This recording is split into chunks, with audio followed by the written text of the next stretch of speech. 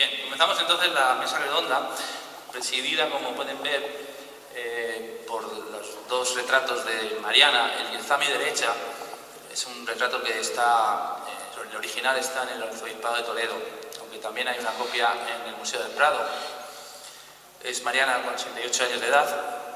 Y a mi izquierda hay un óleo original que proviene del Ayuntamiento de Talavera, nos ha cedido el Ayuntamiento de Talavera, y si se acercan podrán comprobar que tiene una gran calidad. Lo único que pasa es que necesita quizás una revisión, quizás una limpieza, pero tiene un toque solanesco. Y de hecho me he estado fijando que el rostro de Mariana semeja un poco al rostro de Unamuno. Yo creo que Unamuno entra en la gran tradición de pensadores españoles que no están ni con los unos, con H, ni con los otros. Y Mariana es yo creo un ejemplo de esto también. Es decir, de esta gente que está un poco por encima de todo, y especialmente de todo el que esté a su favor. Que hay gente que se le fastidia que estén a su favor. Bueno, lo digo porque la mesa redonda, me decían antes, vamos a intentar no entrar al trapo.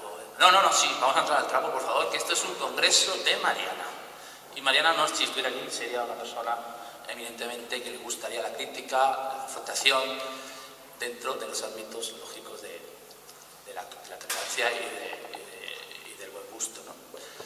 Y para eso tenemos a nuestros invitados de hoy en la mesa redonda. Voy a empezar por el profesor Carlos Madrid Casado, que es profesor, no puede sorprender, es profesor en matemáticas, doctor en filosofía por la Universidad Complutense de Madrid, investigador asociado de la Fundación Gustavo Bueno, y no hay que olvidar que es profesor de matemáticas en un instituto de secundaria de Torrelodones. Esto lo digo con mayúsculas porque creo que se trata, por lo tanto, de los grandes soldados mártires de la patria, los que estamos en las trincheras de Verdún soportando las grandes batallas. Además, ha publicado, también es profesor asociado de estadística en la Universidad Complutense, pero esas zonas están más retrasadas en la guerra.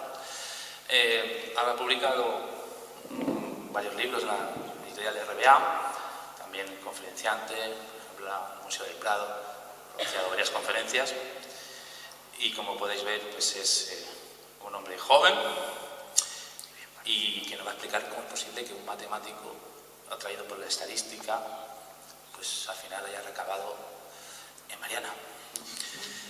Bien, un poquito más a mi izquierda, al lado de Carlos, está Iván Vélez, que también es una Berraris, ¿no? Porque es arquitecto investigador asociado de la Fundación Gustavo Bueno. Ha publicado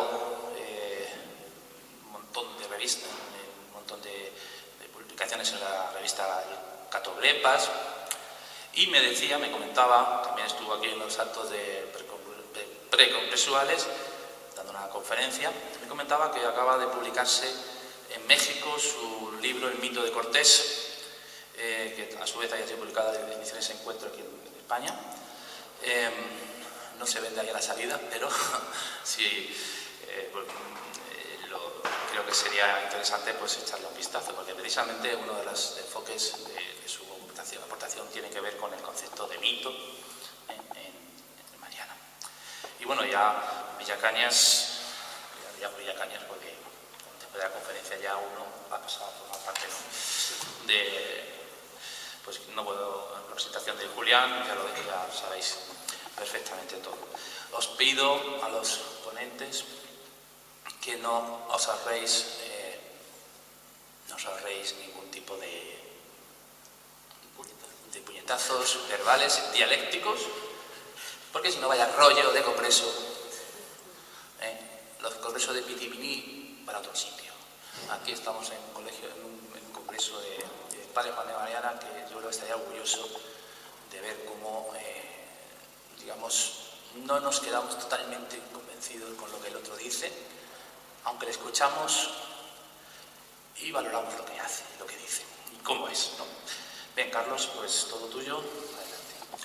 En primer lugar, agradecer a la organización pues, el que me haya dado la posibilidad de estar en esta santa casa, y intentaré comenzar, ¿no?, haciendo gala a lo que me han propuesto, ¿no? Hayek, que va a ser uno de los personajes que va a salir en esta exposición, decía que había que ser suaviter in modo, fortiter in re, y yo intentaré ser fortiter in modo y fortiter in re.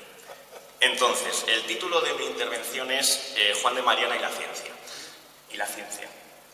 Claro, el objetivo de lo que voy a intentar transmitirles en los próximos 15-20 minutos, en hacer un pequeño sketch de lo que tengo preparado, es lo siguiente. Analizar precisamente este sintagma, el sintagma Juan de Mariana y la ciencia. Claro, al principio esto puede chirriar en algunos oídos, porque puede sonar tan anacrónico como que si me hubiesen presentado aquí a ofrecer una conferencia sobre, qué sé yo, Juan de Mariana y la aviación o Juan de Mariana y la red de meteo. Lo que voy a intentar, y espero que al final de mi intervención quede claro, es que hay una conexión entre ambas ideas y que esa conexión no es ni mucho menos gratuita ni tangencial. Bien, tenemos por supuesto, si el sintagma de mi intervención es ese, Juan de Mariana y la ciencia, dos ideas, y tenemos básicamente una serie de posibilidades lógicas a la hora de relacionarlas. Una primera sería decir, no hay ninguna intersección, es decir, entre la ciencia y el padre Mariana no hay ningún tipo de relación. Podríamos decir también que hay una intersección parcial, o incluso en el límite una intersección total. Esa intersección total, ¿qué querría decir? Querría decirnos, por ejemplo, que la idea de Mariana queda contenida en la idea de ciencia y que entonces el padre Mariana se reduciría a la condición de científico. Entonces tenemos por un lado, ya digo, la idea del padre Mariana, una idea que, por ejemplo, las bases del Congreso ya intentaban delimitar con una especie de lista de lavandería, ¿no?, por decirlo como decía Martin Harris. Esa lista de lavandería es la siguiente. Se le suele definir al padre Mariana como jesuita, teólogo, filósofo, historiador y economista. Remarco esto último porque va a ser en parte de lo que voy a ver, la condición de economista del padre Mariana. Esta lista de lavandería, esta rapsodia, también la encontramos en Jaime Balmes. Jaime Balmes, por ejemplo, en el siglo XIX le definía como consumado teólogo, latinista perfecto, literato brillante, estimado economista y político de elevada previsión. Sirvan estos apuntes, ¿no?, para hacernos una pequeña idea de por dónde puede ir la idea que uno puede forjarse de la figura del padre Mariana. Por otro lado, tenemos la idea de ciencia. Y claro, la idea de ciencia es una idea muy compleja. Yo aquí me voy a acoger a la idea de ciencia que defiende el materialismo filosófico de Gustavo Bueno. Básicamente, aceptamos que la idea de ciencia tiene 4 modulaciones básicas. Una primera modulación es la idea de ciencia más original, la idea de ciencia como saber hacer. Es la ciencia del navegante, la ciencia del zapatero.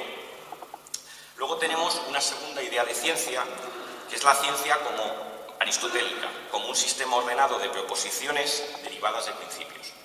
Esa idea de ciencia es la que encaja a la física aristotélica, la que encaja a la geometría euclídea, pero también a la teología escolástica. Tenemos una tercera acepción de ciencia, que es la ciencia en sentido positivo, cuyo escenario ya no es ni el taller ni la escuela, sino el laboratorio. Me estoy refiriendo aquí a lo que llamaríamos la ciencia positiva, la mecánica, la química, la física. Y finalmente tenemos una cuarta idea de ciencia que surgiría a finales del siglo XIX, principios del XX, que sería una extensión de esa tercera acepción, que son las ciencias humanas. Y aquí es donde entraría pues, la historia, la economía, un largo etcétera. Bien, de acuerdo con esta primera clasificación, hay que decir que la primera interpretación que he encontrado en la literatura que pone en juego una conexión entre la idea del padre Mariana y la idea de ciencia pasa por conectarle con la cuarta acepción, con las ciencias humanas. Y es, por ejemplo, la de referirnos a su condición de historiador y en especial de economista. Esta es precisamente la apuesta que hacen los miembros de la Escuela Austríaca de Economía. Me estoy refiriendo a ciertas personas del Instituto Juan de Mariana o de la Universidad Francisco Marroquín que han estudiado la figura del padre Mariana. Ellos lo hacen acogiéndose a la línea de Hayek, de Rothbard y fundamentalmente de una discípula del primero, de Margaret Gay Hutchinson, que estudiaron pues, cómo el origen del liberalismo estaría en una tradición católica más que en la tradición protestante. Es bien conocido que Hayek, al recoger el Premio Nobel de Economía en 1974, en su discurso menciona, por ejemplo, a los escolásticos Luis de Molina y a Juan de Lugo. como que en ellos estaría la teoría subjetiva del valor frente a la teoría objetiva de los de Smith, Ricardo y que luego haría suya Marx, estaría en ellos, ¿no? Y que como la escuela liberal lo recoge. Dicho esto, los economistas austríacos, ya digo, ponderan la genialidad de Mariana en el campo de la economía a caballo entre los siglos XVI y XVII. ¿Qué elementos, qué ítems son los que señalan? Bueno, pues los liberales suelen defender, pues señalar que Mariana va a defender el derecho natural, la propiedad, la libertad, la soberanía del pueblo, sobre todo en relación con la doctrina del tiranicidio. Me permito apuntar simplemente como curiosidad que, bueno, ya saben que las obras de Mariana fue quemada públicamente en París y que incluso existe otra aventurada hipótesis, que a mí me parece muy aventurada, que dice que la personificación de la Revolución Francesa en la figura de la Mariana tendría ese nombre precisamente conectándolo con Juan de Mariana y su defensa del tiranicidio. Algunos incluso pues, señalan también la denuncia de la corrupción política que se encuentra en Mariana e incluso de la ingeniería social. Para estas personas ligadas a la Escuela Austriaca de Economía, en su discurso sobre las cosas de la Compañía de Jesús, ven una crítica a la ingeniería social. Quizás la obra más certera, que más nos llevaría en el caso de Mariana al campo de la economía, es por supuesto el Tratado de Discursos sobre la moneda de Bellón. Allí Mariana defendería que el rey no puede imponer impuestos ni adulterar el contenido metálico de la moneda. Incluso dicen que se puede encontrar la receta que los liberales suelen dar, que es la de que hay que limitar el gasto público. Claro, Mariana nunca dice limitar el gasto público, lo que dice es que la Casa Real debe gastar menos. Y el problema aquí está la confusión que hacen entre el Estado y la Casa Real. Bien, entonces el problema que yo le veo a la interpretación austríaca o liberal del padre Mariana es la siguiente, y es que cae en un anacronismo insalvable. ¿Por qué? Porque, como voy a intentarles defender, la economía como ciencia no existía en esa época. De hecho, yo creo que este anacronismo permea todas las interpretaciones que se han dado de Mariana a lo largo de la historia. Por ejemplo, Pi Margall le veía como partidario de una especie de César con sotana. Costa como un partidario de la colectivización agraria. Luego también hay quien en el siglo XX ya le ha visto como un socialdemócrata por su defensa del amparo socorro de los pobres. O ya, en este último caso, en la gente ligada al Instituto Juan de Mariana, pues lo vemos sobre todo en esa defensa de la libertad. Me interesa señalar que las bases del Congreso ya alertaban de esta especie de sobredimensión cientificista de la figura de Mariana. Leo. Nadie niega la pluralidad de problemas que aborda el padre Mariana, así como el papel destacado que tienen todos ellos, aun cuando los desarrollos o cierres de las categorías en las que se mueve están muy lejos de constituirse en ciencias. Fin de cita, ¿no? Con este gesto que a mí me recordaba al gesto clásico, ¿no?, de tirar de la cadena. No es este el lugar... No es este el lugar para explicar, siquiera sucintamente, las líneas generales de la filosofía de la ciencia del materialismo filosófico. Pero sí me voy a permitir, si me permiten, traer al caso dos ideas muy fundamentales para poder justificarles esta idea que quiero que quede claro, y es negarle la condición de economista al padre Mariana. Desde el punto de vista de la teoría del cierre categorial de Gustavo Bueno, lo que caracteriza a una ciencia es tener un campo en el cual hay múltiples objetos, en la cual los sujetos, mediante una serie de técnicas, van operando con esos aparatos, esos objetos que tenemos. De tal manera que en ciertos momentos van apareciendo una serie de relaciones invariantes, o sea, una serie de relaciones o estructuras que están por encima del plano subjetivo, que se demuestra que se van repitiendo una y otra vez, son recurrentes. Esos son lo que los científicos llaman los teoremas, las verdades científicas. Y cuando tenemos un cúmulo de esas verdades científicas es cuando se produce el cierre de una categoría, la cristalización de una ciencia. Claro, el problema que hay en las ciencias humanas es el siguiente. Y es que en las ciencias humanas las operaciones, que son básicas en la ciencia, aparecen en un doble plano. En un plano doble. Tenemos, por un lado, las operaciones que hace, por ejemplo, el sujeto bajo estudio. El animal, que por ejemplo estamos estudiando, que está estudiando el etólogo, o la conducta económica, por ejemplo, de una serie de personas. Pero también es que también hace operaciones el científico. Como si dijéramos, la subjetividad aparece de dos maneras, como juez y como parte. Precisamente las dificultades que tienen las ciencias humanas para ser consideradas ciencias tienen que ver con eso, con que el ser humano aparece tanto como objeto de estudio, como tema, pero también como persona que es la que está intentando analizar esas operaciones. Para sistematizar esta dificultad crónica de las ciencias humanas, la teoría del cierre propone una distinción que lo que pretende es simplemente sistematizarlo, intentar analizarlo, que es la distinción entre metodologías alfa y beta operatorias. Muy rápidamente, voy a simplificar muchísimo, buscando que se entienda lo mejor posible las ideas que voy a intentar dar. Fundamentalmente tendríamos dos planos. El plano alfa, que es cuando se intentan explicar las operaciones de los sujetos, regresando a un ámbito en el cual ya se ha perdido la escala de esas operaciones. Por ejemplo, cuando la conducta de una persona se intenta explicar mediante los genes, y los genes ya no operan, ya no están dados a nuestra escala operatoria subjetual, o mediante, en el caso del conductismo, mediante, por ejemplo, el sistema estímulo-respuesta. A veces la conducta de las personas, la conducta económica, se envuelve en estructuras estadísticas. Eso serían metodologías alfa. Sin embargo, si las conductas las seguimos explicando a la misma escala de las operaciones, es decir, explicándolo en relación con operaciones que hacen otras personas, terceros, estamos en las metodologías beta. Por ejemplo, un caso es la historia. Entonces, cabe preguntar lo siguiente, y leo: ¿qué tipo de cientificidad corresponde a la economía y cuándo se alcanza? ¿Se trata de una práctica prudencial, es decir, beta operatoria, o pueden reconocerse en ella componentes verdaderamente científicos, alfa operatorios? El problema con la economía es que es como una especie de acordeón. Se nos va estirando. Tenemos en la economía partes alfa. Por ejemplo, todo lo que tiene que ver con la econometría, con la estadística, con la teoría de juegos, que busca pues, el cálculo. Es una economía formalista, matemática. Pero también tenemos lo que los austríacos, los liberales, llaman con Mises, la praxeología. Pero claro, ¿qué es la praxeología? Es la propia conducta del individuo. Es decir, es algo que permanece ya a una escala totalmente beta. No hay mucha diferencia, entonces, entre las operaciones del científico y las operaciones del propio sujeto temático bajo estudio. También nos encontramos con la política económica, con la economía política de los marxistas. Entonces, fíjense ustedes que hay como esos dos planos. Desde el punto de vista alfa, pues tenemos esa econometría, la economía matemática, y tenemos luego esa economía beta, que es prácticamente una práctica prudencial, pues que encasaría con la praxeología de los liberales, pero también con la economía política marxista. Bien, el cierre de la economía, a mi juicio, se produce a finales del siglo XVIII y hay que ligarlo al nombre de Adam Smith. ¿Cuál es, como si dijéramos, el descubrimiento de Smith, por así decirlo? Pues él se da cuenta de la rotación recurrente que hay entre módulos productores y consumidores en el marco de un Estado. Y esto es muy importante. El origen de la economía aristotélica era la casa, era una economía doméstica, que luego, a lo largo de la Edad Media, se puede ampliar, si se quiere, al monasterio.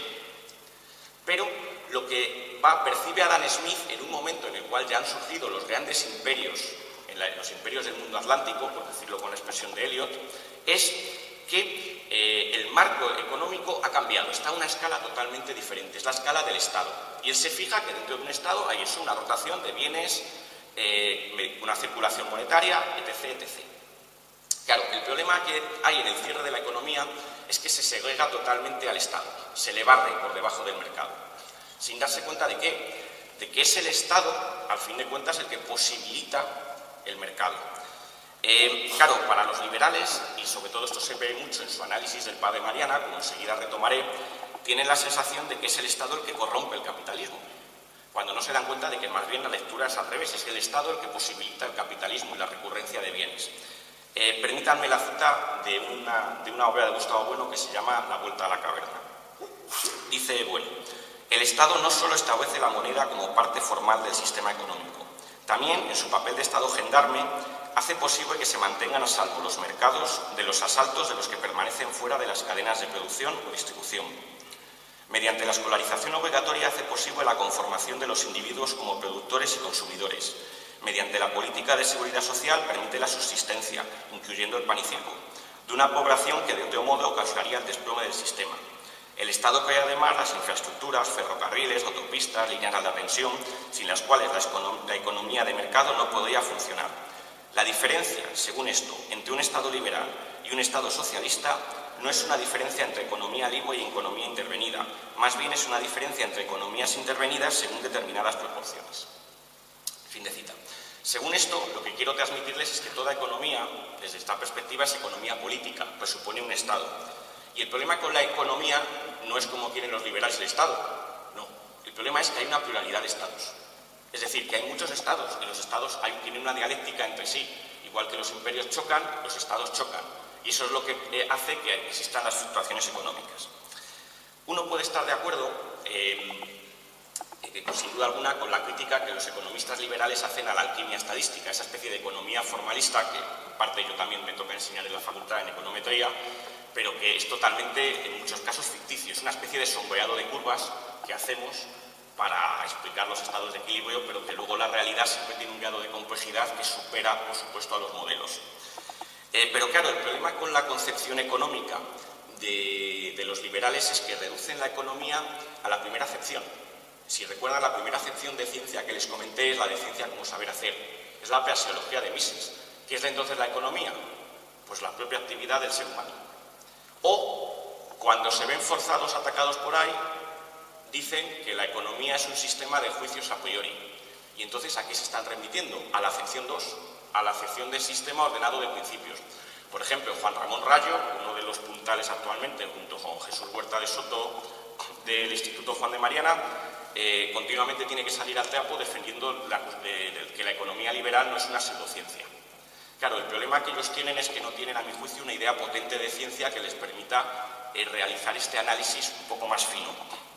Claro, porque cuando ves a un economista liberal explicarte la economía, a mí siempre me sorprende lo siguiente. Todo te lo explican con el ejemplo de Robinson, sin darse cuenta del hiato insalvable que hay entre Robinson y el Imperio norteamericano. Es que el salto es cualitativo, no, es que es muchísimo más. Entonces, ese es el gran problema que yo veo en la economía liberal, el ego esférico, la tentación de poner como sujeto de la economía al individualismo metodológico. Desde estas coordenadas, regreso a Mariana, me parece a mí que las teorías de Juan de Mariana solo a posteriori pueden leerse como teorías científico-económicas. ¿Por qué? Porque la economía, ya les he dicho, que se cierra como ciencia a finales del siglo XVIII. Y en su cierre como ciencia, si aceptamos las tesis, las coordenadas del materialismo filosófico, estaría más ligado a la acción de ¿quién? Pues de los comerciantes, de los mercaderes, de los banqueros, de los contables, en el contexto precisamente de ¿qué? Del surgimiento de los grandes imperios del mundo atlántico. España, Portugal, Holanda, Inglaterra. Claro, en todo caso, ¿qué se puede reconocer en la escolástica española? Pues en la escolástica española lo que se puede reconocer es el germen, como si dijéramos, de una idea filosófica de economía política, que todavía no ha cuajado, pero que ya está en germen ahí. ¿Por qué? Esto no es por azar. Es que precisamente en el Imperio Español es donde empiezan a verse ciertas paradojas relacionadas, pues, por ejemplo, con la inflación, con la llegada de la plata y la subida de precios. En otro punto hay que advertir que la concepción de la economía del padre Mariana, ya digo, sigue un poco presa de la concepción aristotélica de la economía doméstica. Y esto se ve muy bien en el hecho de que Mariana, los liberales suelen hacer una lectura de las citas de Mariana donde estén aquellas citas más económicas y dejan un poco aparte aquellas que tienen que ver, por ejemplo, con cuestiones de teología moral, pero no se pueden separar unas de otras. Me explico. Si uno, por ejemplo, se fija en cómo define al tirano Mariana, verá que él también lo define como vicioso, lujurioso y cruel. Y de hecho el príncipe tiene que hacerse intolerante para que sea legal, posible, más que legal, sea legítimo el tiranicidio, tiene que hacerse intolerable por sus vicios y por sus delitos. El tirano es aquel que se deja llevar por las pasiones, viola la castidad, hace estragos en todas partes con sus uñas, dientes y cuernos. ¿A qué le recuerda esto? Al diablo. Es el diablo. Y desafía con su arrogancia e impiedad al propio cielo. Claro, no es de extrañar que en España, por ejemplo, a principios del siglo XX, haya quien sospechase que esa apología de la libertad que ahora se reivindica de Mariana, lo único que estaba haciendo era ¿qué? Pues defender a la Iglesia frente a la merma del poder que estaba teniendo frente al surgimiento de los estados modernos. Por decirlo rápidamente, si Mariana pone coto a la autoridad real, no lo hace tanto por una apología de la libertad individual que es irreconocible en su época, porque es muy posterior, está ligada al surgimiento del capitalismo, que es algo más posterior, sino, por decirlo así de una manera, un término que es posterior, porque está defendiendo una especie de cierto equilibrio entre las dos sociedades perfectas, entre la Iglesia y el Estado, en un momento que está marcado por la reforma. Me explico. En Inglaterra, la reina de Inglaterra ya era la papisa. Y entonces lo que está sosteniendo Mariana es precisamente el papel de la Iglesia de Roma frente al Estado en esos momentos. Es decir, la lectura frente a los protestantes yo creo que no podemos perderla de vista. Y en Mariana hay un agustinismo muy fuerte, el famoso agustinismo que confronta ¿qué? Babilonia y Roma. Y recordemos que Agustín decía aquello, ¿no? Que Alejandro le veía prácticamente como un pirata. Por lo tanto, la única manera, a mi juicio, si ustedes ven, esto nos ha llevado a un callejón sin salida. No podemos defender que Juan de Mariana sea un economista. La única modo, a mi juicio, de relacionar a Juan de Mariana con la ciencia de su época pasaría por relacionarlo con otra acepción. ¿Cuál es? He descartado la cuarta, ¿de acuerdo? La de ciencia humana. Descarto también la tercera, la de ciencia positiva, salvando un tratado que tiene sobre los pesos y medidas en la antigüedad, donde analiza cómo los pesos y medidas en griegos, romanos, en fenicios, hasta la actualidad, no tiene obras cosmográficas como pudieran tener, qué sé yo, el padre García de Céspedes o el padre Acosta de Historia Natural. Tampoco se le puede relacionar con la acepción 1, la del saber hacer. No es, por ejemplo, el padre Alonso Barba escribiendo un tratado sobre el ensayo de los metales. No, solamente me queda por descartes una opción, y es la acepción 2. La de la ciencia como sistema ordenado de proposiciones derivadas de principios. Y esta es a mi juicio, la tesis que yo aquí positiva, después de esta parte más destructiva, crítica, que planteo.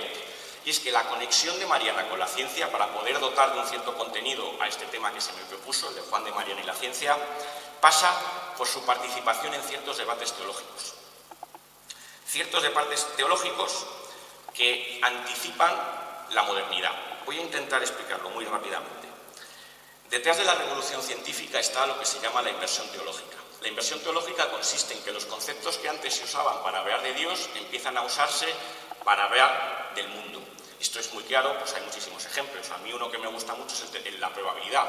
El probabilismo moral de los jesuitas es el término probabilidad que se usa en matemáticas y en estadística, viene de ahí, viene precisamente de las discusiones entre jansenistas y jesuitas. De hecho, en Pascal ustedes no encontrarán en ningún sitio el término probabilidad, salvo en las provinciales. Y no lo usa en el sentido matemático, pese a que Pascal en las historias de la ciencia al uso ha quedado canonizado como el padre de la probabilidad. ¿Por qué? Porque Pascal, como jansenista que es, se separa totalmente de los jesuitas y a Caramuel, por ejemplo, le pone a parir. Entonces, para que ustedes vean cómo se produce esto, en qué momento podemos situar esa participación en ciertos debates teológicos que anticipan la modernidad de Mariana, pues en la polémica del auxilis. Ya sé que este debate, el debate del auxilis, puede sonar a cascado o saber a rancio, pero a mi juicio lo que está planteando es el conflicto moderno entre el determinismo de la ciencia y la libertad de los sujetos. En la cima del siglo, en 1588, el jesuita Luis de Molina publica La Concordia. Y como ustedes saben, lo que él buscaba era acomodar el libre arbitrio con la gracia, la presciencia, la providencia y la predestinación divinas. Inmediatamente el libro va a escindir dos bandos irreconciliables. Por una parte, los jesuitas molinistas y por otro lado, los dominicos bañecianos. Mientras que los dominicos, los bañecianos, tildarán a los molinistas de semipelagianos, los molinistas dirán que los dominicos son en el fondo criptoluteranos. Es curioso por lo siguiente, porque nuestro protagonista, y esto es un detalle muy curioso, Juan de Mariana, pese a ser jesuita, no se alinea con el bando molinista, sino que va a mantener una especie de tercera posición, quizás más cercana a los dominicos que a sus propios compañeros de orden, junto con el padre Enríquez. Bien, en el fondo esta distinción lo que se estaba ventilando que era la lucha de poder entre dos órdenes, entre los dominicos y una que estaba en ascenso en España, que eran los jesuitas. De hecho, en Salamanca, la Universidad de Salamanca, no se podía escuchar el nombre de Molina sin que los estudiantes empezasen a patear en las aulas salmaticenses. Al final Molina venció, como ustedes saben, tuvo que superar tres barreras: la censura, cuyo fin era prevenir, el índice, disuadir, y la Inquisición, castigar. Los jesuitas lo que hicieron fue elevar el conflicto a Roma. Allí el Papa inaugura las famosas congregaciones de auxilis que se suceden, y con Luis de Molina, ya con una paletada de tierra sobre sus cabezas, ¿no?, por decirlo con la expresión pascaliana, acaba venciendo, ¿no? Es el famoso Molina Víctor, que los jesuitas celebraron pues, con festejos públicos, fuegos artificiales y corridas de toros. Esta polémica, ya digo, entre el libre albedrío y la predestinación divinas, resulta por Molina de la siguiente manera. La idea que da Molina es que tenemos que tener una imagen de la libertad humana como que estamos navegando en una barca acompañados de Dios, y Dios y nosotros estamos remando a la vez. Entonces hay una concausalidad. Dios nos ayuda a actuar libremente, pero en nada está violentando nuestro libre albedrío. Claro, a Báñez esto le parecía horrible. ¿Por qué? Porque Dios es causa primera, no causa segunda. Y entonces no podía ser la concausalidad que defendía Molina. Claro, lo que decía Molina es que los bañecianos tenían una idea de la libertad, y cito, como la del jumento conducido del ronzal, es decir, el burro en la cual Dios le está llevando hacia la libertad. Y dicen, eso no es la libertad, vendrá a decir Molina. Entonces, ¿cómo armonizar que Dios, que todo lo ve, que todo lo puede, y la libertad humana? Para ello Molina inventa una tercera ciencia, la ciencia divina.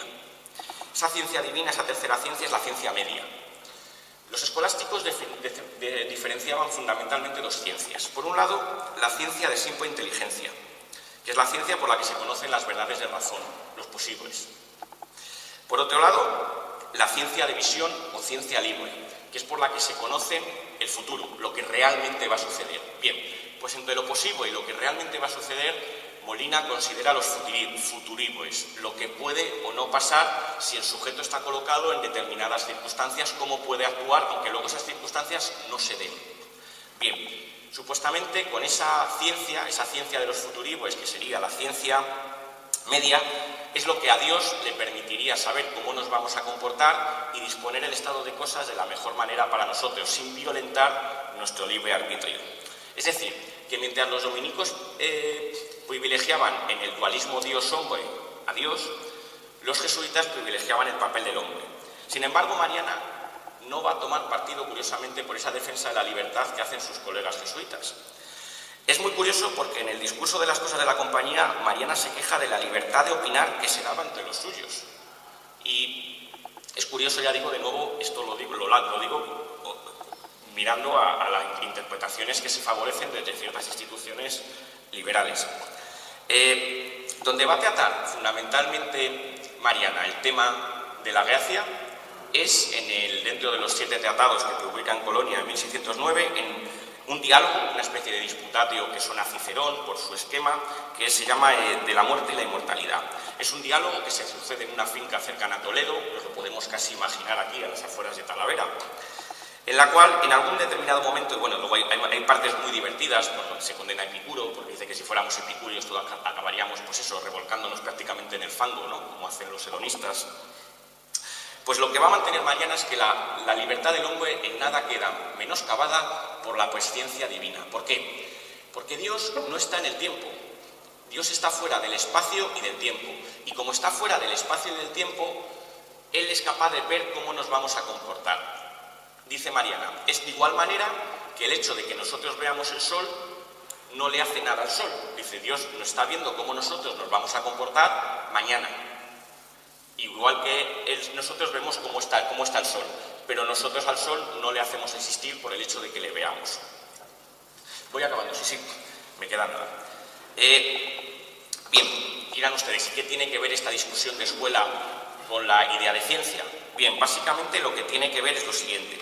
Báñez dice en su apología de los hermanos dominicos que las ciencias divinas se habían levantado por analogía con las ciencias conocidas. Es decir, la ciencia de visión, la ciencia de simple inteligencia son las ciencias alfa.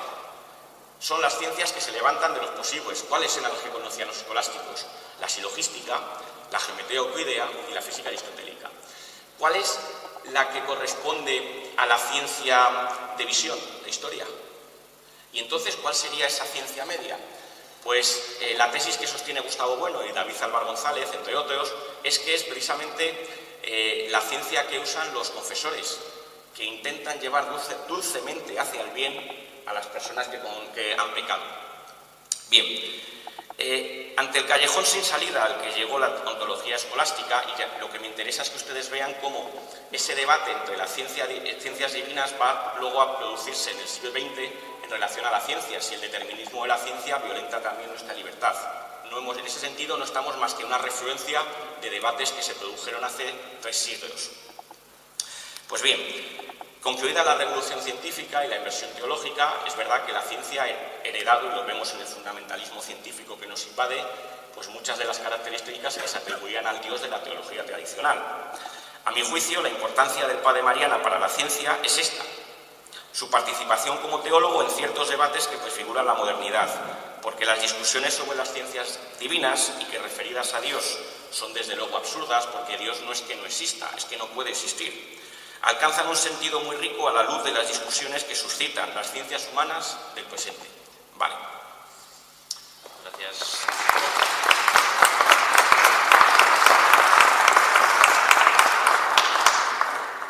Don Iván Vélez, debatamos.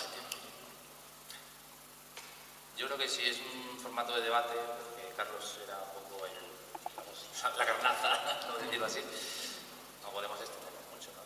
Bueno, pues yo doy un par de pinceladas. Te voy a decir tiempo porque me parece un poco... Sí.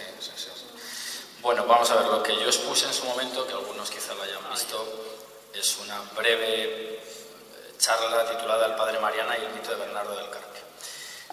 Las líneas maestras, más o menos, que subyacían en la intervención, pues nos llevaban, por ir con toda celeridad y tratar de trabar con los demás contertulios, pues a varias situaciones complejas, ¿no?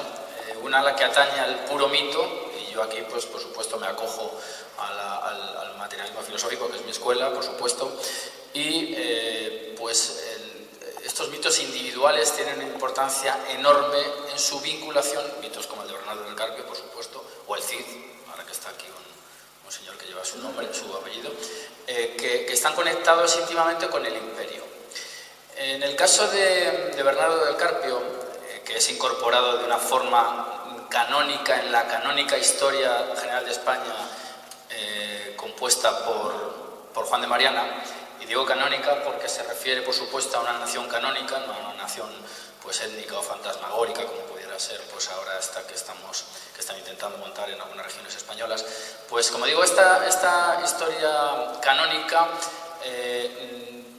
se centra en una nación canónica y acude a personajes que, digamos, que desde la actualidad nos pueden parecer, y el caso de Bernardo del Carpio así lo sugiere, pues ciertamente brumosos, como si estuvieran todavía aureolados por estas visiones románticas, pues que han envuelto a muchos héroes, sobre todo de la Edad Media, por supuesto, ¿no? Por la lejanía en el tiempo. Estoy pensando también, pues no solamente en lo que le ocurre a Bernardo del Carpio en referencia a su historicidad, a su existencia real, sino incluso al propio Cid Campeador, que en algunos momentos, desde algunas posiciones, pues se ha negado y se le ha atribuido más veracidad a lo escrito que a lo ocurrido. Como tengo un poco de tiempo además, para el que quiera acercarse históricamente al personaje, o al personaje histórico mejor dicho, la fuente de la que yo he bebido es este libro escrito por don Vicente José González García, titulado Bernardo del Carpio y la batalla de Roncesvalles. En su título se funden estas dos cuestiones que yo creo que es importante tratar cuando uno hable de imperios.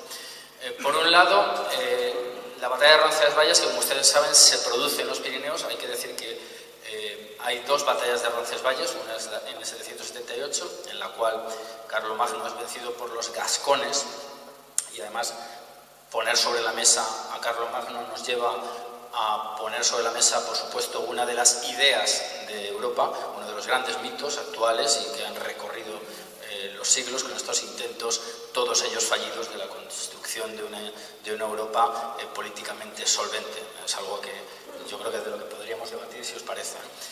Pero nos sitúa, sobre todo, en una línea de fricción de lo que son dos naciones canónicas que además tienen una dimensión imperial. En el caso español es evidente, es decir, nosotros entendemos, y con bueno por supuesto, que la Nueva España es aquella que surge tras Covadonga. Otro episodio, por supuesto, también que es carnaza para todos los negacionistas de la existencia de la nación española. Como todos sabemos, pues se quiere reducir pues casi a una leyenda puramente oscura. Nosotros distinguimos entre mitos luminosos, aquellos que explican algo, por lo menos que tienen cierta racionalidad, y mitos oscuros, pues aquellos que confunden completamente. Un mito oscuro biológico es pues creer que la mujer sale de la casilla del hombre. Eso es verdaderamente, aparte de infantil, pues que no explica nada. Y mitos luminosos, pues ya que estamos entre filósofos, pues el de la caverna creo que es hasta por su propia representación bastante ilustrativo. Pero lo que a mí me interesa resaltar es que, aunque carezcamos de muchos datos en lo que respecta a Covadonga, en lo que respecta a Bernardo, pero no carecemos del todo, porque nosotros entendemos que la historia solo se puede construir a partir de relatos y reliquias.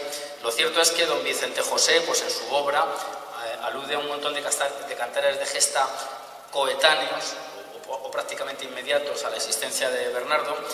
Unos cantares que en el caso español, como todos saben, si tienen una característica común es su crudo realismo. Parece que en España, incluso aquellos que quieren ver en Marcial y todos aquellos, pues ya una serie de españoles o productos españoles, pues la escatología y el realismo nos ha marcado desde hace siglos. Bueno, eso sería algo también absolutamente discutible. Luego, además, tendremos las fuentes históricas, los cronicones, es decir, que el padre Mariana está, y si ustedes ven su propia historia, recurriendo, por supuesto, a fuentes documentales, a relatos, en definitiva. Por otro lado, pues hay una serie de lugares y de reliquias que han perdurado en el tiempo, aquellos que van vinculados a los padres de Bernardo e incluso pues, a su lugar de entierro que visitó en su momento, para que veamos la solvencia ya de este mito, el propio Carlos V, que es en el que muchos ven no solamente esa dimensión imperial, sino una dimensión europea, también discutible, por supuesto, y una dimensión que engarza en cierto modo con lo que ha dicho Carlos en algún momento de su intervención, con esa especie de cesaropapismo del cual se sospechó en el cual podría recaer en su momento Carlos V, que es algo parecido a lo que habría ocurrido en Inglaterra con la papisa. Es decir, aquí esta especie de sospecha de que pudiera en su momento, por el poder que atesoró, pues encabezar el terreno político puro y duro y el terreno de la Iglesia.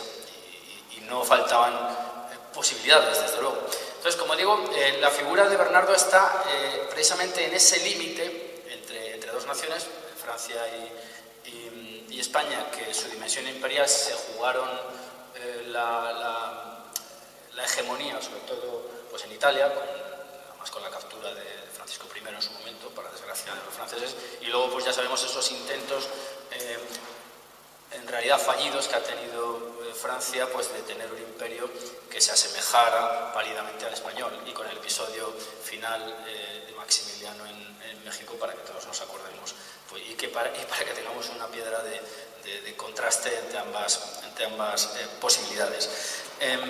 ¿Qué ocurrió en Roncesvalles? Pues que si en 778 Carlomagno es vencido por los gascones, no por los vascos, por supuesto, en el 808 todo parece indicar que existen las posibilidades reales de que sí que Bernardo venza a Roldán. Aquí tenemos otra vez esta perspectiva, esta tentación de reducir las historias a historias individuales, muy propio del romanticismo. Ya que está de nuevo nuestro querido amigo mexicano, pues esta es una tentación que gravita siempre sobre personajes como Hernán Cortés. Pero en el caso de la batalla segunda de Roncesvalles, aquella en la que, si asumimos lo que dice el padre Mariana y todos los historiadores de su tiempo, Bernardo vence a Roldán, pues podremos discutir del hecho concreto, incluso del enfrentamiento individual, ¿verdad? Esa especie de imagen cinematográfica que hay. Pero lo cierto es que esas posibilidades que ya estaban latentes tras la oferta de Fernando II el Casto a Carlomagno de hacerse con un territorio, con un reino que se había quedado sin descendencia, Alfonso II el Casto, insisto, pues lo cierto es que eso no ocurrió.